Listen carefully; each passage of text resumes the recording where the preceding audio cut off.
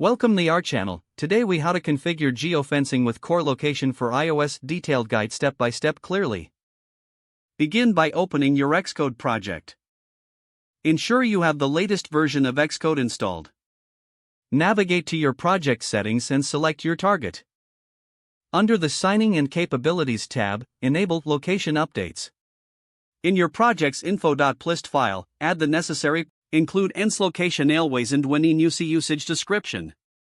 Also, add ns location when in use usage description. Create a class or struct to manage your location services. Make sure to conform to the CL Location Manager Delegate protocol. Initialize an instance of CL Location Manager in your class. Request authorization for location services. Use either request when in use authorization or request always authorization depending on your needs. Implement the delegate method location manager _did change authorization. Check the current authorization status within this method.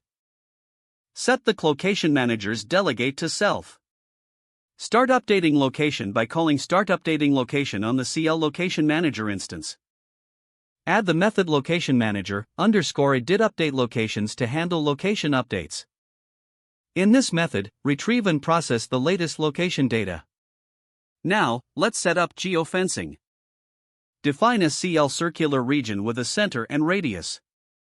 Specify the identifier for your geofence. Add this region to your location manager using start monitoring. 4. Implement location manager _did enter region to respond to entry events. Also implement location manager _did exit region to handle exit events. Consider handling errors by implementing location manager _did fail with error. Use the appropriate debugging tools to monitor location updates. Make adjustments to the geofence as necessary based on testing results.